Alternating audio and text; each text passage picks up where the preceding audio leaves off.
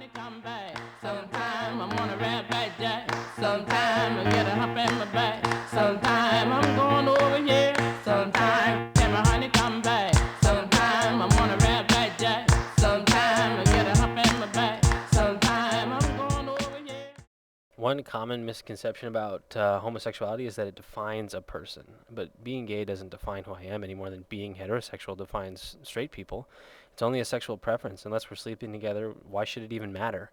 Christian Science is all about seeing people for the qualities they express. It isn't helping society to define a person based completely on his or her sexual preference. I mean, don't see me as being just gay. See me as being joyous, loving, compassionate, and beautiful. Unfortunately, people have attached so many stereotypes and connotations to what it means to be gay, largely because of misconceived notions and because of contemporary gay club culture. But homosexuality is not promiscuity. It is not sensuality. It is not pedophiliac. It is not AIDS. If you're defining me in these terms just because I am gay, you are seeing only the stereotypes you have invented about me. Look beyond these stereotypes to see people in life for what they are truly about. Remove these limitations about gay people, and you will remove them about yourself. A gay or straight person deals with the same moral decisions. We are all working to become more spiritual.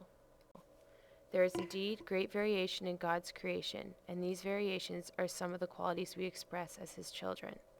God's children are athletic and artistic, tall and short, blue-eyed and brown, left-handed and right, gay and straight. All of God's children are valuable, all deserving of the good that is available, both at Principia and throughout His creation. Homophobes recognize, but certainly don't accept. By not accepting, they castigate and promote hate. I personally know 5 mothers whose gay sons killed themselves, drowning, hanging, overdosing, hanging or shooting themselves because society or a church doesn't accept them.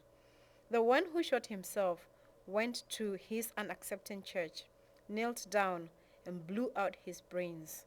Anytime I hear word of a guy in his teens or 20s or even 30s committing suicide, my first thought is, was he gay? Did he not feel accepted? As Christian Scientists, we should only be advocating our spiritual nature as neither male nor female, but as the complete perfect child of God. It's amazing that even now, some people still think being homosexual or heterosexual is a choice one makes with oneself. In this present human experience, we find ourselves labeled either one or the other from birth, and it is our purpose as taught in Christian Science to rise above either of these labels and find our expression as the complete perfect expression of God, neither male or female. I used to think being gay was a curse and a sign of spiritual weakness. I even resented God for not healing me of it. Through spiritual growth, my perspective shifted. Now I see it as a blessing and constant opportunity to express moral courage in being true to my colors. I still participate fully in my Christian Science Association, and I still have dramatic physical healings. My life is blissful and fun, and I know I am about my Father's business.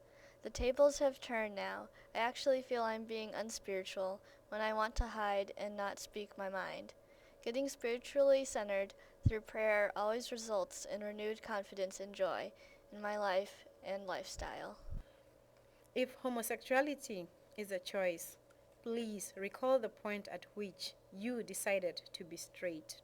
For surely one would never forget such a significant occurrence in one's life. Perhaps your parents invited neighbors and celebrated with cake and ice cream. Additionally, given all the ignorance, hatred, and misunderstanding that exists in regard to homosexuality, I propose that people ask themselves who would ever willingly choose such a lifestyle. I never chose to be gay. I never chose to be called fag or queer or fudge packer every day. I never chose to have baseball bats thrown at me in gym. I never chose to come home from school every day in tears because someone thought I was worthless because of my sexual orientation and decided to let me know how they felt. I never chose to lose a best friend because he feared me.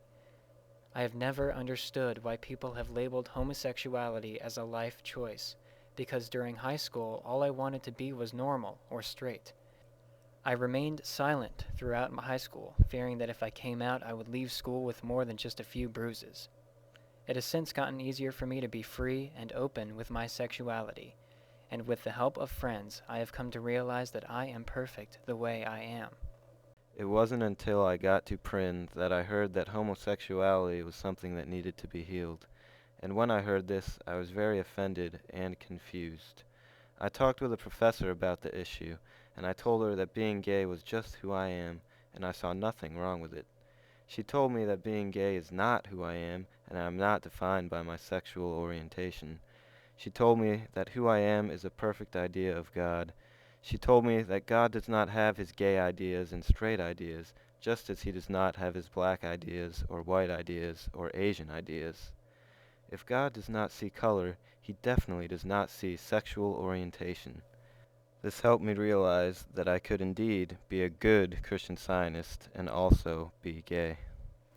Late fall quarter, my senior year in college, I somehow accidentally came out to my roommate.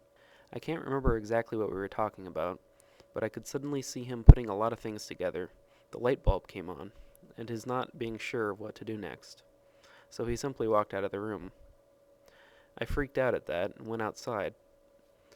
It was a rather cold night.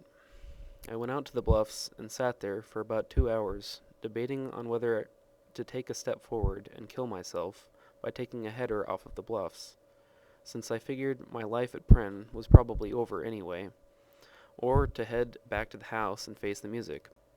Around midnight, I stepped back from the edge and went back to the house, went into the CS study room, grabbed miscellaneous writings, and tried to read, but I was shivering so badly, a combination of emotional stress and cold, that I couldn't see the words. A while later, my roommate came by. He'd been looking all over for me. He sat down across from me and just started reassuring me that things were okay between us. He had been a bit thrown, but then went to talk to a friend who was a bit more worldly experienced to get some advice on what it all meant. He proved such an incredible, straight, loving support that all sense of fear left me. And that's what I think true Christianity is all about. A lesbian is a woman whose primary affectional relationships are with other women. That is all it means. It is not about sex, it's about family. My partner and I have been together now for over 10 years. Our relationship is living proof of Mrs. Eddy's definition of marriage as a union of two hearts. It is a relationship focused on caring for each other's happiness, respecting each other's individuality and freedoms. Something I've been told a lot since coming out is that people don't agree with the lifestyle, but they will love me as a person anyways. This statement always bothered me, but I never really knew why. I realized that some people have an idea of what the gay lifestyle is all about, mostly describing a promiscuous lifestyle. I find this statement highly offensive because no one knows how I live my life, and it is unfair to label me as having a certain lifestyle just because I am gay. If I stated that I don't agree with the heterosexual lifestyle, no one would know what I meant or think I was crazy. Everyone lives their lives completely differently, and it is not fair to assume anything about another person's life based on their sexual orientation. I am one of the lucky ones. I have full support from my parents, my friends, and my sister. However, I remained silent for 18 years and endured much physical and emotional pain. Some people cannot break their silence and remain in the closet their whole lives just because of homophobic people that cannot accept differences or see past stereotypes. God does not look at people as being straight or gay, old or young, male or female.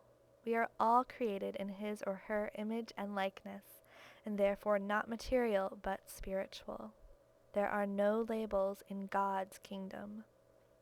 When we respect all people, this is truly glorifying God. Sometime I get a hump in my back. Sometime I'm going